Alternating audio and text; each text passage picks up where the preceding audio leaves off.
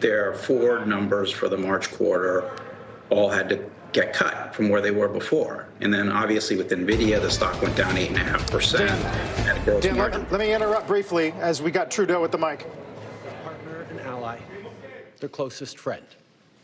At the same time, they're talking about working positively with Russia, appeasing Vladimir Putin, a lying, murderous dictator. Make that make sense.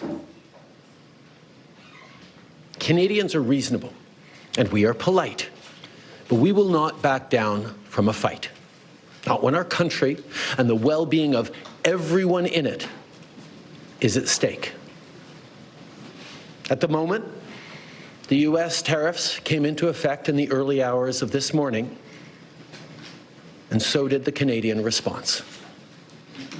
Canada will be implementing 25% tariffs against $155 billion worth of American goods, starting with tariffs on $30 billion worth of goods immediately, and tariffs on the remaining $125 billion of American products in 21 days' time.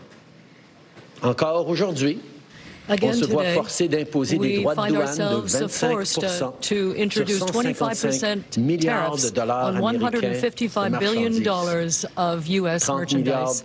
De marchandises américaines, excusez-moi. $30 billion will come into effect immediately, and in 21 days, $125 billion of U.S. merchandise will we will be also hit. be challenging these illegal actions by filing dispute resolution claims at the World Trade Organization and through the USMCA. But in the meantime, our tariffs will remain in place until the U.S. tariffs are withdrawn, and not a moment sooner. And should these tariffs not cease, we are in active and ongoing discussions with provinces and territories to pursue several non-tariff measures, measures which will demonstrate that there are no winners in a trade war. Now, just like I did a month ago, I want to speak first directly to the American people. We don't want this. We want to work with you as a friend and ally. And we don't want to see you hurt either. But your government has chosen to do this to you. As of this morning, markets are down, and inflation is set to rise dramatically all across your country. Your government has chosen to put American jobs at risk, at the thousands of workplaces that succeed because of materials from Canada or because of consumers in Canada, or both. They've chosen to raise costs for American consumers on everyday essential items like groceries and gas, on major purchases like cars and homes, and everything in between. They've chosen to harm American national security, impeding access to the abundant critical minerals, energy, building materials, and fertilizers that we have and that the United States needs to grow and prosper. They've chosen to launch a trade war that will, first and foremost, harm American families. They've chosen to sabotage their own agenda that was supposed to usher in a new golden age for the United States. And they've chosen to undermine the incredible work we've done together to tackle the scourge that is fentanyl, a drug that must be wiped from the face of the earth. So on that point, let me be crystal clear.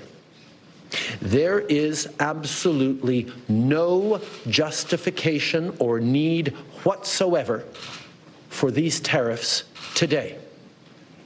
Now, the legal pretext your government is using to bring in these tariffs is that Canada is apparently unwilling to help in the fight against illegal fentanyl. Well, that is totally false. Let's look at the facts. Our border is already safe and secure. Far less than 1% of fentanyl flows and less than 1% of illegal crossings into the United States comes from Canada. But we acted because we know we can always do better. We responded to concerns, including from the President, by implementing an ambitious $1.3 billion border plan. A border plan that includes generational investments in new AI and imaging tools to stop the flow of fentanyl in its tracks, stronger coordination and information sharing with American agencies, along with the deployment of drones, helicopters, and additional personnel to keep our border secure. Now, a month ago, as part of an agreement with the United States that paused the tariffs, we made further commitments. We appointed Kevin Brasseau as our fentanyl czar, a man who dedicated his multi-decade career in law enforcement to combating organized crime networks and drug trafficking. We designated 7 drug cartels, sick, evil groups who cynically profit off the pain and suffering of people on both sides of the border, as the terrorist organizations that they are.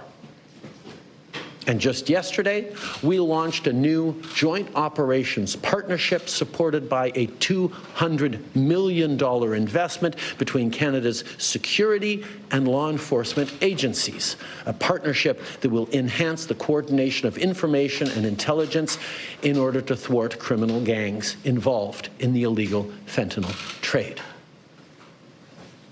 And critically, our actions are working.